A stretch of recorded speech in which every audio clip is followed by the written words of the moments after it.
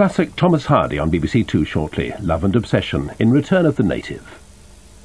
Sit tight this New Year's Day. At 5:55, be shaken, not stirred. My name is Bond, James Bond. And nothing ruffles your favourite secret agent. How reckless of me. I made you all wet. Yes, but my martini's still dry. It's Not All Happy Families at 8 in EastEnders. Your father chose to leave. He nearly broke my heart and he nearly destroyed the lot of us. At 8:30, Gary needs to get his priorities right. His best friend should be his wife. I think you'll find that pride of place belongs to his dog. Welcome to Delhi. A new life and a new love in India. She's a girl. Do girls not like me? The Peacock Spring at 9, with top football action in Match of the Day at 10:45 and the Stones play out at 11:35. I'm on my way. Not in that cardigan, you know. Patricia Routledge takes on a new identity as Hetty Wainthropp. She's an extraordinary woman. Not exactly Miss Marple, but... Eureka! Excuse me, Mrs. Wainthropp, before the little grey cells settle into their stride. Hetty Wainthropp investigates. Follow that cab! New drama for BBC One, Wednesday night at 9:30. Heartfelt memories from some of those who appeared on the Morecambe and Wise show and lived to tell the tale in 15 minutes. After the news, first on BBC One with Edward Sturton at 9:50. John Major tries to stiffen the party's sinews for battle. He tells it to trust Conservative values. But the defecting MP Emma Nicholson says other Tories could cross the floor of the House. As Céline Figard's father remembers the murdered French student, the police say there could be links with other deaths. And was the MOD guilty of disgraceful interference in the bombing tactics of Britain's Gulf War pilots?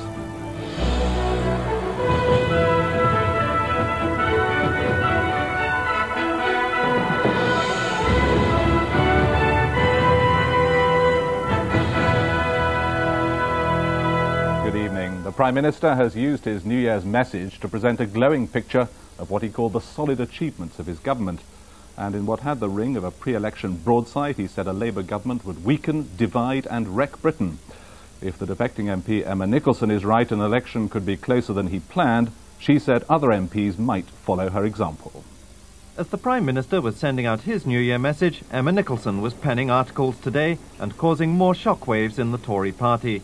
She dismissed ministerial suggestions she'd defected because she hadn't been given a job as shabby, and argued that many other colleagues were discontented with Conservative policies. There are also members of Parliament who are deeply unhappy, who I think may feel like me, that no time can be lost at all in trying to get the United Kingdom into the best possible shape for the next millennium, and who therefore may join me on the Liberal Democrat benches.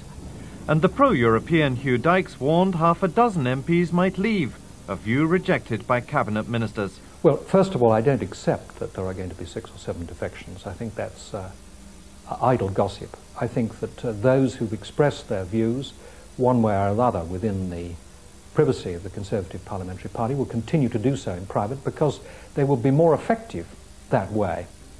Mr. Major, in his New Year message, urged his constituency chairman to keep their nerve, saying 1996 would be the year when proven success would win through, and stressing the government's commitment to improving public services. Predictably, it cut little ice with Labour. Well, he seems to be zigzagging around wildly. He's been spending months trying to appease the hard right and the Eurosceptics. Now he's desperately trying to reassure and stop his One Nation moderate wing from bolting. But there was some New Year cheer for Mr. Major from the Ulster Unionists, who made clear they wouldn't use their 9 votes in Parliament to force him out of government.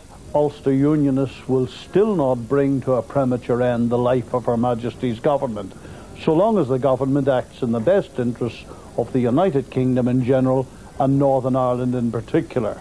That means Mr. Major would be likely to win any vote of confidence, even if he lost his overall majority in the course of 1996. But it could also mean less room for manoeuvre in the Irish peace process. Martin Dowell, BBC News, Westminster. Police hunting the killer of the French student Céline Figard are investigating possible links with a number of other murders.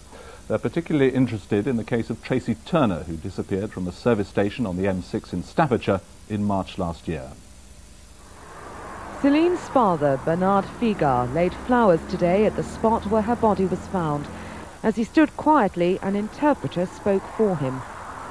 Monsieur Figard said that Céline came to this country because she likes England and she likes the people here, and he appealed to everyone to come forward and to help to find the person responsible. Anybody who has any information to come forward and to help find the person responsible. At a press conference this afternoon, detectives admitted there were similarities between Céline's murder and that of 9 others, particularly that of Tracy Turner, who was picked up at a service station on the M6 in Staffordshire last year. Her body was found in a ditch in Leicestershire. There are several cases around the country which are well known and have been previously reported where naked women have been found adjacent to major roads or in country roads with similar injuries. Those are things that we will be looking at. Officers are still looking for the driver of the white Mercedes lorry which Céline was seen getting into at Chieveley service station. Mr. Figard is expected to return to France this evening. Lindsay Doyle, BBC News, Worcestershire. An Anglican bishop has condemned as obscene the estimated £33 million jackpot in next week's National Lottery. Last night's draw failed to produce a winner for the second week running, which could mean a record prize next time. Dreaming it could be them, people who play the lottery are expected to buy more tickets than ever, hoping to win the biggest jackpot total so far. Last night's draw failed to produce an outright winner, so for the second week the prize money will be rolled over. The Bishop of Wakefield says the £33 million is far too much. In fact, I'd call it obscene. It's far too much. It panders to people's greed. The Bible says the love of money is the root of all evil, and it's encouraging that. And although some of the public might agree with the Bishop, it won't stop them trying to win the jackpot. You've got to do, really, haven't you? You've got to do. It's that dream come true, isn't it? If you don't do it, you'll never get the dream. I do think it's too much for anybody to win. I think I'd have to give half of it away anyway before I even started thinking about it. Does it make people greedy? Does it make you greedy? No more than normal. Just waiting for that big finger to come out the sky and tell us it's us. The lottery operators deny that people are being encouraged to gamble irresponsibly.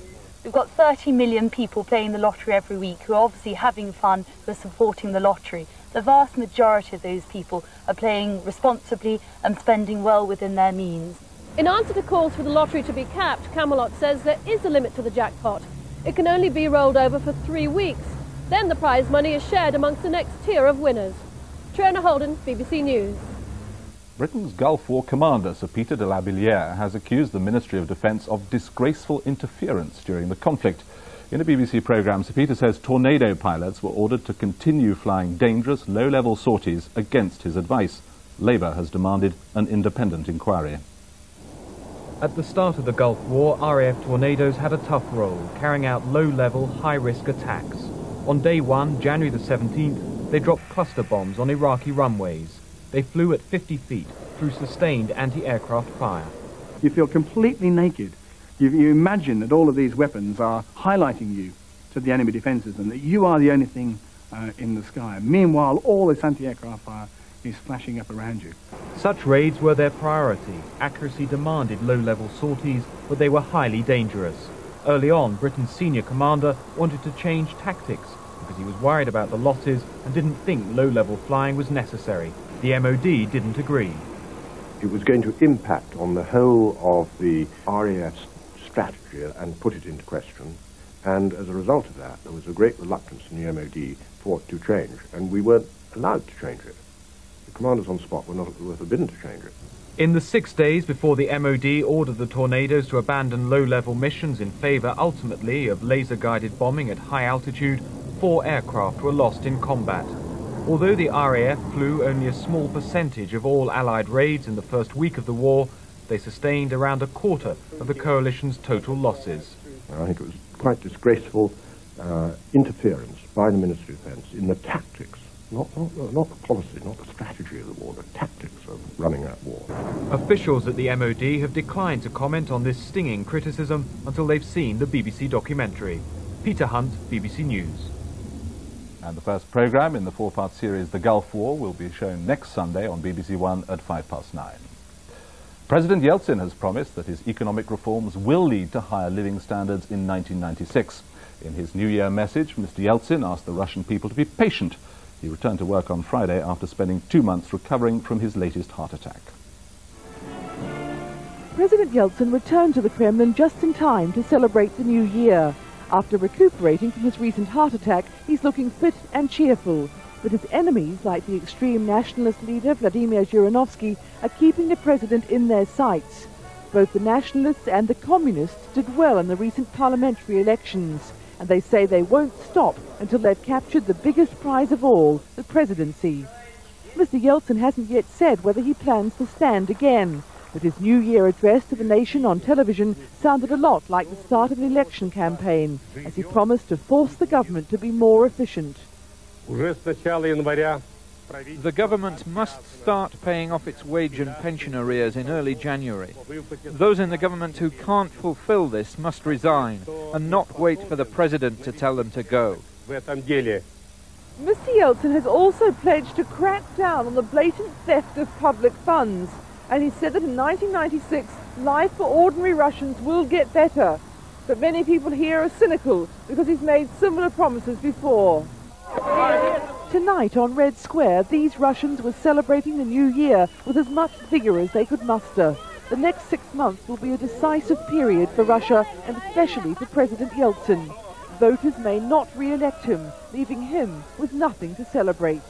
Diana Goodman, BBC News, Moscow. Spanish fishermen have been warned they'll be prosecuted if they fish illegally in British waters. The warning was delivered by the Fisheries Minister, Tony Baldry. He spent today on board HMS Lindisfarne, which will patrol the Irish Box. From midnight tonight, up to 40 Spanish trawlers will be allowed to fish part of the area. Preparing for duty, the crew of the fisheries protection vessel Lindisfarne. From tomorrow, she'll be patrolling the so-called Irish Box as 20 Spanish trawlers prepare to fish in an area traditionally the rich picking grounds of UK boats. The fisheries minister was on board with a message for Spanish skippers thinking of breaking the law. If a Spanish trawler that's not allowed to be in the Irish Box is there, they'll be apprehended, they'll be taken into port, they'll be prosecuted, and they'll be liable to a fine of some £50,000. So it'll be a very stupid Spanish skipper who seeks to break the law. The Lindisfarne has orders to stop and search any vessels suspected of fishing illegally by using undersized nets or catching baby fish. And the government is anxious to allay fears of fishermen that the Spanish will be able to flout the regulations. But Southwest fishing leaders still believe there could be trouble on the high seas as UK boats and Spanish vessels start to compete for the first time in the Irish Box. As the minister says, there's too many boats fighting for too few fish. So there's going to be trouble. He's putting fishermen against fishermen.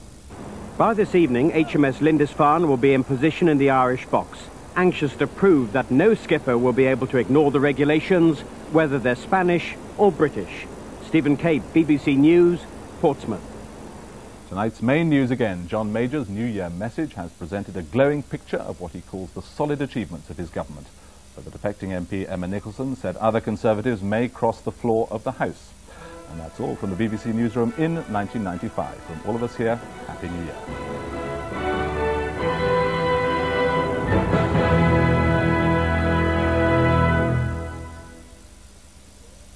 Hello there, very good evening to you. It's a misty, foggy New Year's Eve across many parts of England and Wales, and also some problems still with 1 or 2 ice patches lurking around, so do take care if you're travelling home later on tonight. To the north of the mist and fog, it's the rain season, so continuing to move northwards across Scotland. Fairly windy conditions up there as well, so some drifting of the snow, particularly over the high ground. The fronts tomorrow giving us the dividing line between the colder conditions holding on in the northeast and the milder air feeding in from the southwest. All in all, I think a murky, dull and damp start across many parts of the country.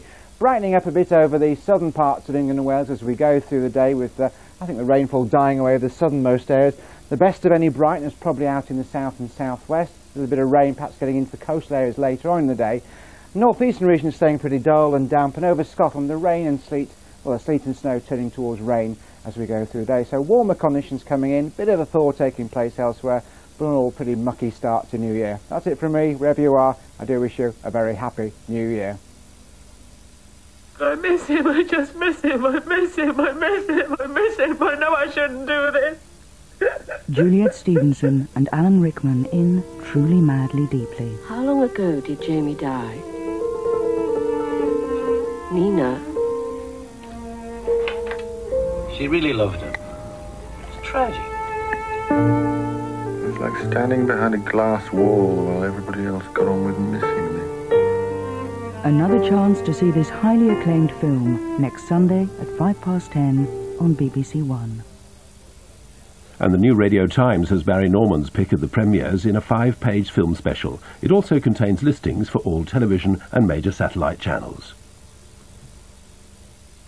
See in the new year with some bad behaviour.